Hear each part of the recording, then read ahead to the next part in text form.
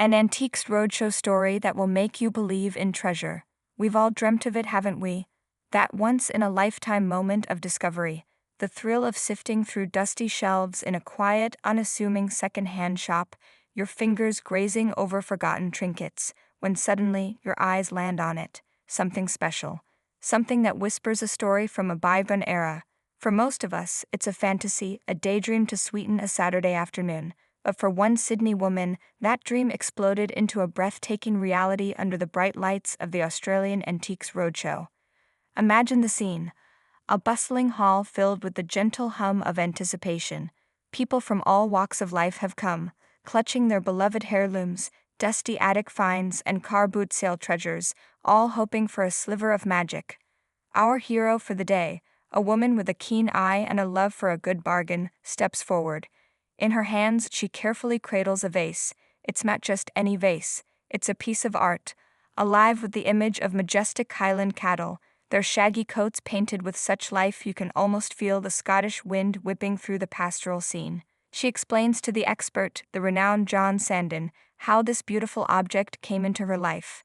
There was no grand inheritance, no dramatic auction house battle. Her story was far more relatable, far more wonderful. I found it actually in an opportunity shop, she says, a simple statement that sends a ripple of excitement through the onlookers. An op shop, a place of pre-loved clothes and mismatched cutlery, and this masterpiece.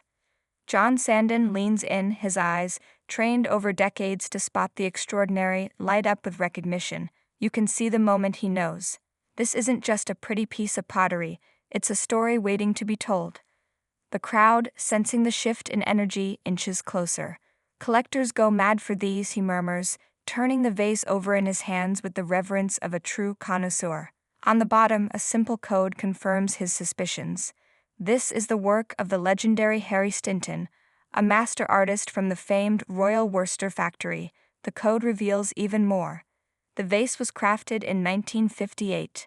John's face breaks into a warm smile as he paints a picture for the woman and the captivated audience. Harry was a grand old man by that stage, he explains. He was already into his 90s then and still painting, still doing the scenes.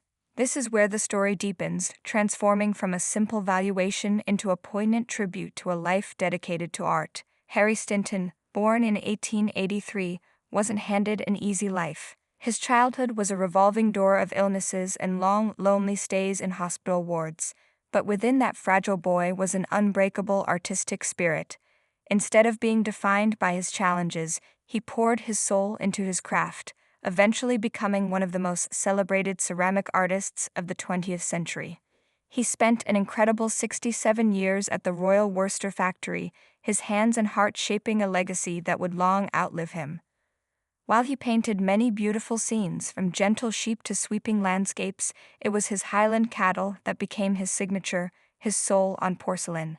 He captured their rugged strength, their quiet dignity, their wild spirit, and he continued to do so, even as the years began to steal his most precious tool, his eyesight. John Sandon shares a beautiful insight into Stinton's later years.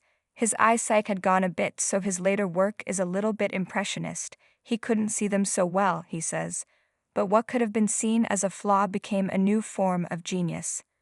I think that's some of his nicest work. The failing vision forced him to capture not just the image, but the feeling of the cattle, the essence of the landscape. It was art born from sheer will and a lifetime of love for his subject. Back in the present, the tension is palpable. The vase is more than just a vase now. It's a piece of history, a testament to a resilient artist. Then, John throws in a tantalizing detail. These vases, he mentions, often came as a set of two. The woman's eyes widen. She confirms she owns the pair.